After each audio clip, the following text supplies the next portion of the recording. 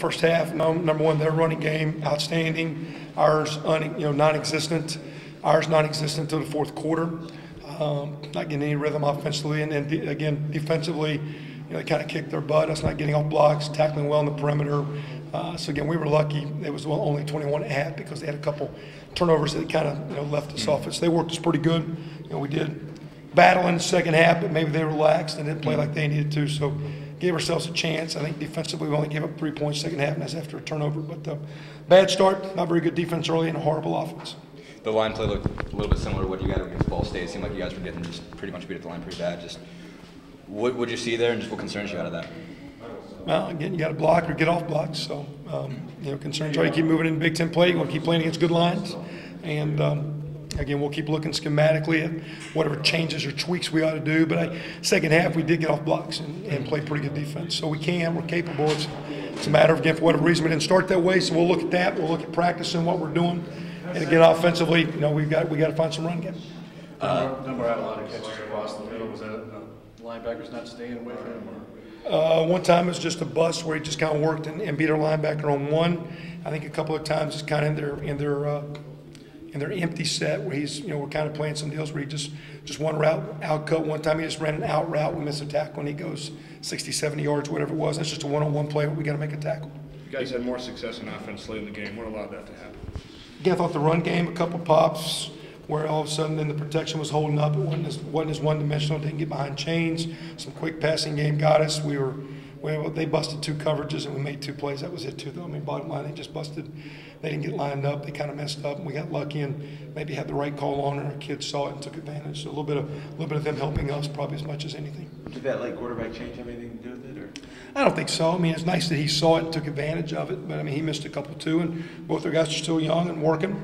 But we just went for a change. We just thought we needed a spark. We played 3 quarters and hadn't got to the end zone, and so we were just looking for a little bit of spark. I think we had 2 turnovers. I think we had a pick, and they gave them 3, and then we're going down the score and had a fumble on an option. So, again, both those guys have been battling. We'll keep kind of working through it. Not like we have a controversy or a change happening, but the other guy's pretty good, or the other guy's a chance to be good. But I don't think either one of them still work hard enough. I don't think they study enough. I don't think they work at it. So we're still a work in progress with those guys. What do you think gave Ed problems tonight, basically? Obviously, again, lack of blocking, lack of run game, being one-dimensional. DeMarlo wasn't here, I guess. You obviously had some other changes at receiver. Just what all happened in that position this week? Well, again, a couple of injuries there. I mean, got a minor thing. Should be good to go. Hopefully, as we move forward, we'll see. It was really limited. Deweese had a bad back deal. Didn't practice much.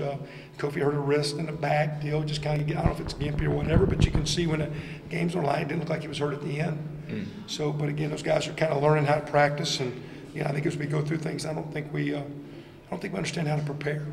We kind of had a really bad Tuesday practice defensively and as a team, and that was evident in kind of the first half mirrored that. We kind of came in the second half and just challenged our guys. If we had any pride, we'd come out and play for Indiana and play for our families and fans and show that we've got some fiber. And for the most part, North Texas probably helped us. But for the most part, it was nice to see him be a little bit better in the second half. Did you see the same kind of flatness that you saw against Ball State? Did you see a lack of energy again tonight? I don't know if it's lack of energy as much as just like getting your butt kicked. They stayed on blocks. We didn't tackle well. We took some bad angles offensively. We didn't get the run game going at all. So we'll keep looking scheme-wise offensively what we can do. But again, just kind of work with those 3 young guys. We'll keep. But at the end of the game, we scored 2 touchdowns. With the young guys in there, and so we'll keep doing that. I think we had basically the original line. The center is the only original one at the end of the game of where we started. So again, see our seniors. We talk about battling through storms and battling through adversity and. See those guys respond, but it's up to those guys. Did Andrew get pulled for performance reasons or because of an injury? I mean, we got no points. So. I was asking. A couple of those touchdowns they had, you had a defensive back right there in the end zone with the receiver. Well, there are 3 touchdowns. I think they make the one big play where we miss a tackle, and then 2 times we had guys in position to make a play.